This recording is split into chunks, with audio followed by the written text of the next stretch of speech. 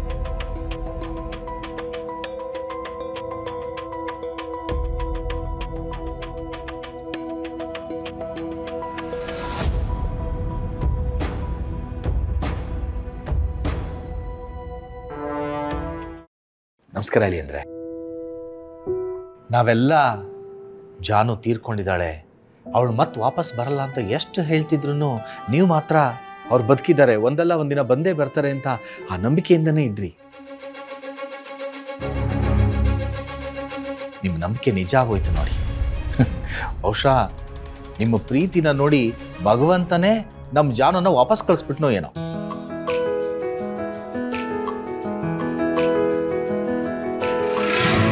ಹೌದು ಅಳಿ ಅಂದರೆ ನಮ್ಮ ಜಾನುಗೆ ನಿಮ್ಮ ಜೊತೆ ಬದುಕೋ ಯೋಗ ಇನ್ನೂ ಇದೆ ಅಂತ ಕಾಣುತ್ತೆ. ಅದಕ್ಕೆ ಆ ದೇವರು ನಮ್ಮ ಜಾನುನ ವಾಪಸ್ ಕಳಿಸಿದ್ದಾನೆ. ನಮ್ಮ ಮಗಳನ್ನ ನಿಮ್ಮ ಜೊತೆ ಕಳಿಸ್ತಾ ಇದ್ದೀವಿ. ನೀವಿಬ್ಬರು 100 ವರ್ಷ ಸುಖವಾಗಿ ಬಾಳಿ. ನೀನು ತಿಳ್ಕೊಂಡ ಹಾಗೆ ಅವನು ಒಳ್ಳೆ ಮನುಷ್ಯ ಅಲ್ಲ, ರಾಕ್ಷಸ ಅವನು.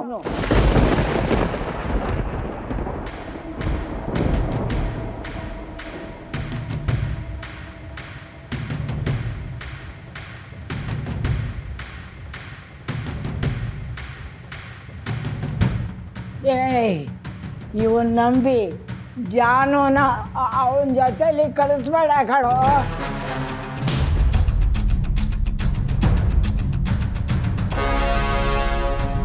ಇವನ ಹತ್ರ ಮನುಷ್ಯನ ಜೀವಕ್ಕೆ ಬೆಲೆ ಇಲ್ಲ ಕಣೋ, ಬೆಲೆ ಇಲ್ಲ. ನನ್ನ ಮಾತು ಕೇಳು. ಅಮ್ಮ ಏನಮ್ಮ ಹೇಳ್ತಾ ಇದ್ಯಾ? ಹೌದು ಕಣೋ, ಇವನು ಜಾನು ವಿಷಯದಲ್ಲಿ ಏನು ಮಾಡಿದ್ದಾನೆ ಗೊತ್ತಾ?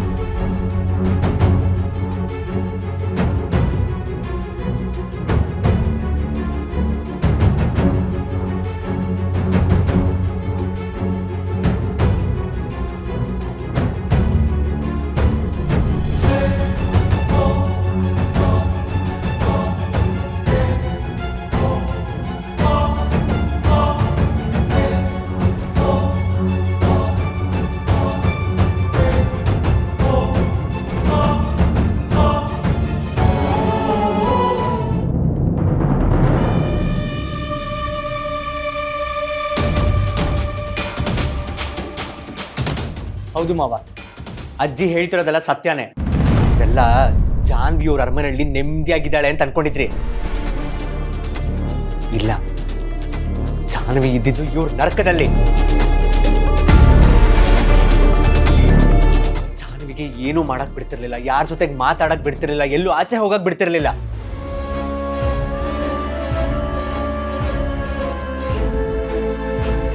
ಕಡೆ ಪಕ್ಷ ಕೈದಿಗಾದ್ರೂ ಸ್ವಲ್ಪ ಸ್ವಾತಂತ್ರ್ಯ ಇತ್ತು ಅನ್ಸುತ್ತೆ.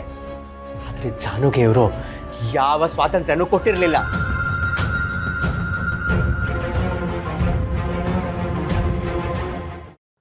ಅಷ್ಟೇ ಅಲ್ಲ, ಜಯಂತ್ ಅವ್ರ ಮನೆಗೆ ಅಜ್ಜಿ ಹೋದಾಗ ಈ ವಿಷಯ ಎಲ್ಲ ಗೊತ್ತಾಯ್ತು ಅನ್ನೋ ಕಾರಣಕ್ಕೆ ಅಜ್ಜಿನೇ ಸಾಯಿಸೋದಕ್ಕೆ ಪ್ರಯತ್ನ ಪಟ್ಟಂತ ಪುಣ್ಯಾತ್ಮ ಇವರು.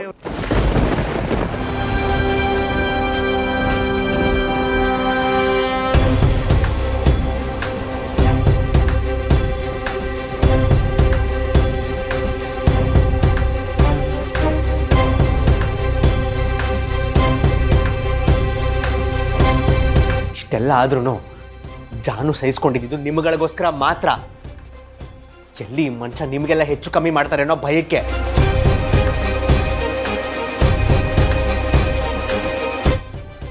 ನಾನಿದ್ರೆ ಅಲ್ವಾ ನಿಮಗೆ ಹೆಚ್ಚು ಕಮ್ಮಿ ಮಾಡೋದು, ನಾನಿದ್ರೆ ಅಲ್ವಾ ನಿಮಗೆಲ್ಲ ತೊಂದರೆ ಆಗೋದು ಅನ್ನೋ ಕಾರಣಕ್ಕೆ ಶ್ರೀಲಂಕಾಕ್ಕೆ ಹೋದಾಗ ತಾನೇ ಸಾಯುವಂತ ಪ್ರಯತ್ನ ಮಾಡಿದ್ದು.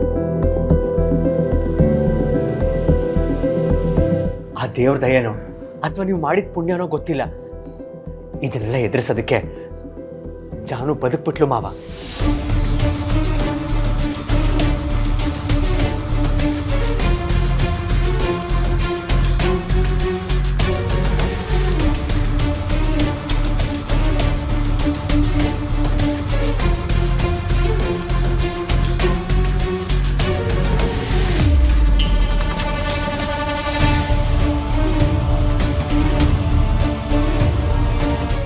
ಜಯಂತ್ ಅವ್ರಿಗೆ ಜಾನು ಮೇಲಿರೋದು ಪ್ರೀತಿ ಅಲ್ಲ, ಬರೀ ಅನುಮಾನ ಅಷ್ಟೇ.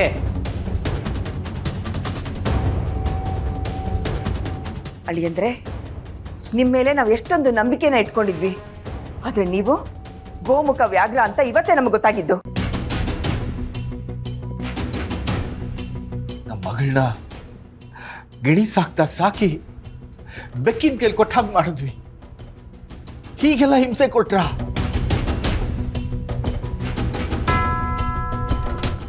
ಛೇ, ನಿಮ್ಮನ್ನ ಅಳಿಯಂದ್ರು ಅಂತ ಹೇಳ್ಕೊಳ್ಳೋಕ್ಕೂ ನಾಚಿಕೆ ಆಗುತ್ತೆ, ನಿಮ್ಮ ಮುಖ ನೋಡೋಕ್ಕೂ ಅಸಹ್ಯ ಆಗ್ತಿದೆ. ಹೋಗಿ ಹೋಗಿ ಇಲ್ಲಿಂದ.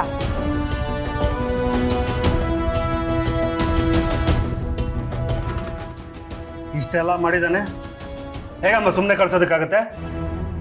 ಜೀವನದಲ್ಲಿ ಇನ್ನೊಂದ್ಸಲ ಯಾರಿಗೂ ಈಗ ಮಾಡಬಾರ್ದು, ಹಾಗೆ ಹೊಡೆದು ಕಳಿಸ್ಬೇಕು ಇವನಿಗೆ. ಬರೀ ಹೊಡೆಯೋದಲ್ಲ, ಇವನು ಮಾಡಿರೋ ಕಚಡ ಕೆಲಸಕ್ಕೆ ಇನ್ಯಾವತ್ತು ಯಾವ ಹೆಣ್ಮಕ್ಳು ಕಣ್ಣೆತ್ಕೊಳ್ಳ ನೋಡಬಾರ್ದು, ಹಾಗೆ ಮಾಡಬೇಕು ಅನ್ನ. ಅಂತೂ ಹರಿ ಬೇಡ್ರಪ್ಪ, ಅವ್ರು ಮಾಡಿರೋ ಕರ್ಮ ಇವತ್ತಲ್ಲ ನಾಳೆ ಅವರೇ ಅನುಭವಿಸ್ತಾರೆ. ಅವ್ರು ಮಾಡಿರೋ ತಪ್ಪಿಗೆ ಇನ್ನು ಮೇಲೆ ನೀವು ನಮ್ಮ ಮನೆ ಕಡೆ ತಲೆ ಹಾಕಬೇಡಿ, ಹೊಟ್ಟೋಗಿ.